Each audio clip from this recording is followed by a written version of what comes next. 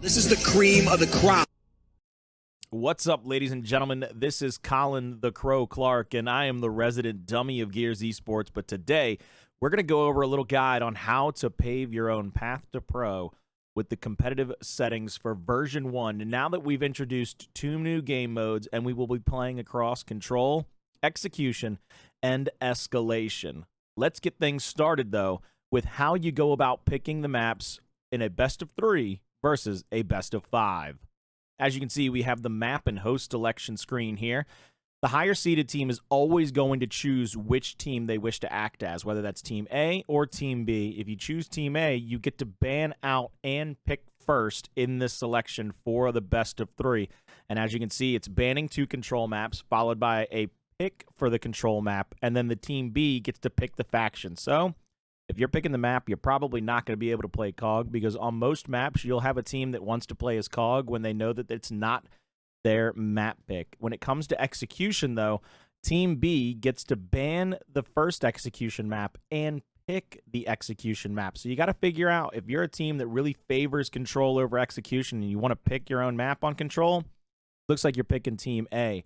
Finally, we go over to Escalation, where you both ban out a map, and the remaining map becomes the automatic selection. For Escalation, Team A also gets to pick which faction they play on that Escalation map. But let's make sure that we go over, just in case you find yourself in the deep parts of the tournament. You're even playing on a Monday night, getting casted over by some of the greatest, like Guy Blaze, Taylor Reflections Noble, or Jacob MVPR, and you're now in a best of 5 series.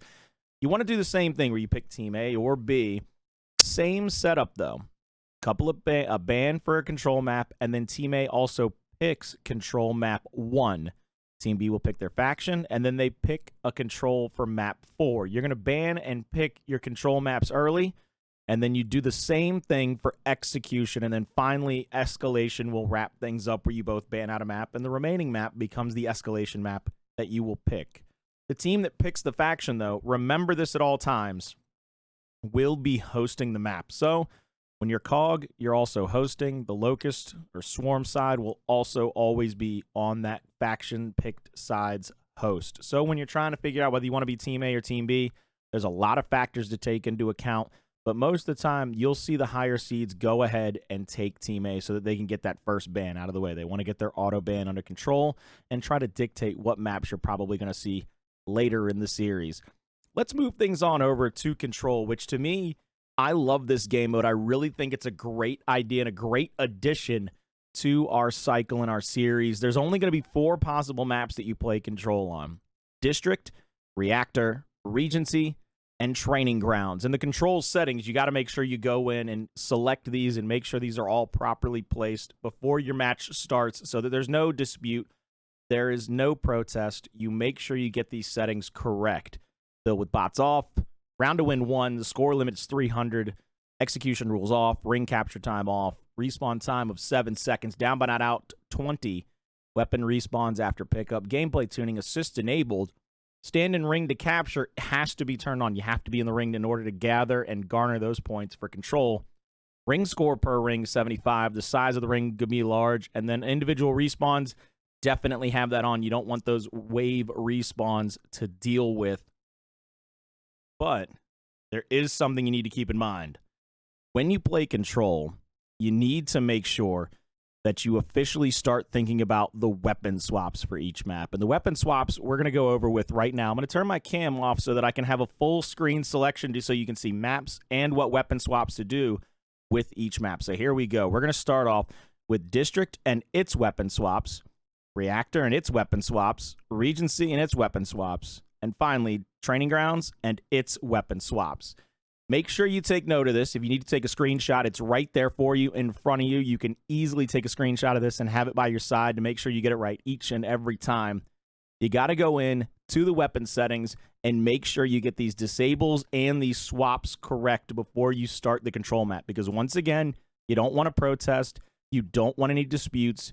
You want to be able to win this and move on from control to execution so that you can try to get that 1-0 lead on your opponents. I think the most telling thing is that you actually see a lot of boom shots get changed over to a torque bow, a shock grenade.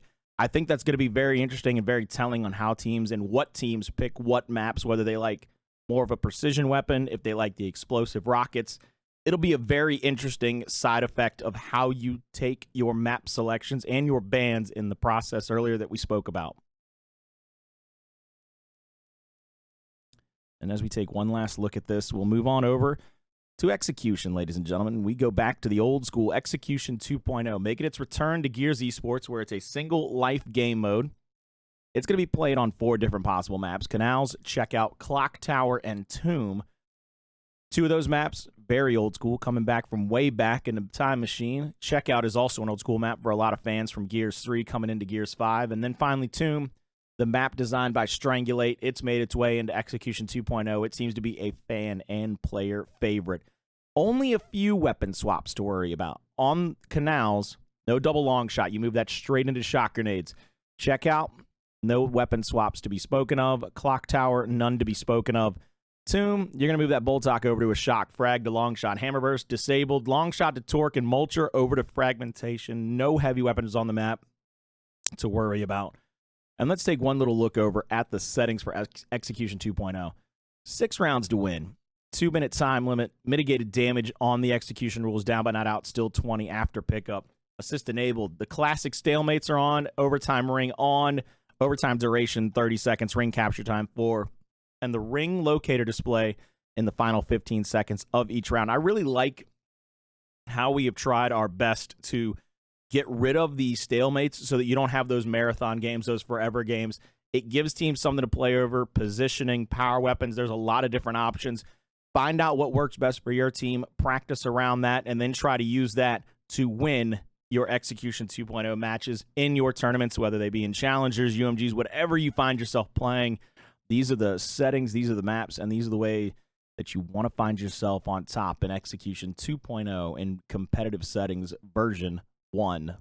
Finally, though, we move over to Escalation. Now, it's been the standalone game mode since Gears 4 dropped in all competitive esports for Gears, and they've really dialed it back. Only 3 maps on the cycle right now, which is why you saw earlier you only have 2 bans, and the remaining map is the map that you play. And it's also why we saw in that Pro League qualifier tournament just a day ago, or a few days ago, depending upon whenever you're watching this, every team really had at least 1 to 2 of these maps in its cycle until the very end when they had to go ahead and make sure that they got qualified.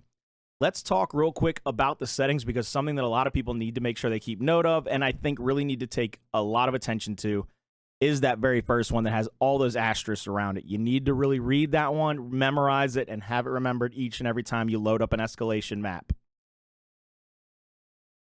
The host must lock 5th spawn position on each team. Players must only use spawn slots 1, 2, 3, and 4, meaning nobody should be in spawn position 5. Therefore, you need to make sure you have that. Once again, you don't want disputes. You don't want anybody to protest. Make sure you get those spawns locked. Make sure you get in the correct spawn timers as well. And these settings have pretty much not changed. They've been the same since Gears 5 dropped. Build with bots off, bot difficulty beginner. You don't even need to worry about the bot difficulty because the bots are off. 250 score limit, 12 seconds for the respawn. Respawn escalation, 0 seconds. Friendly fire on. You need to have friendly fire on in all these competitive settings, by the way. You need to make sure that if you decide to throw a frag grenade at your teammate, that you're sacrificing his life as well as trying to take your opponent's. Assist enabled, elimination victory off, because you don't have the lives being eliminated anymore, and you don't have to worry about that respawn timer. You have to dominate or get to 250. You have to capture all 3 at once or get to the 250. No elimination victory. Used lives are off. Initial lives and max lives don't matter because you're not using any lives. Restore game land off, and rounds to win 5.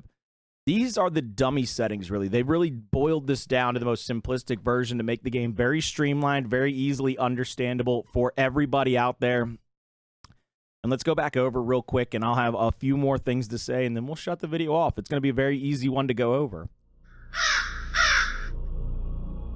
This is the cream of the crop. That's it for competitive settings version 1. I'm going to put timestamps in the description. I'm going to make it so that you can go in there and screen cap, make sure you print whatever it is, have it saved on a file, on a phone, on a computer, so that you can easily access it and be able to see the settings, the maps, the way that you go about picking and banning in a best of 3 versus a best of 5, and make sure that you get these correct each and every time that you roll out a spawn, and make sure you get them before you even do that. You got to get them set up in the lobby correctly. I'm going to keep hammering this home. No disputes, no protests. Get these settings memorized. Get these maps memorized. Get your squad. Get ready to roll out a spawn. Practice and grind like you never have before. Rev those Lancers up, Gears, and I hope to pray to be able to cast over each and every one of you someday when it comes to challenges. This is Colin the Crow Clark. I hope you like the video. If you do, and if you like this guide for competitive settings version 1, let me know. I'll try to break it down even more. I'll show some gameplay, or I'll even load up the game itself and just record myself putting the settings on each game type so that it makes it easier for people to see what you go in and disable, turn on, turn off, whatever it might be. Let me know in the comments down below. But for now, this is Colin the Crow Clark saying, I love each and every one of you. I hope to see you all rolling out of spawn so that I can cast over you and talk about the greatest players on the planet. Maybe even saying your name after that sentence.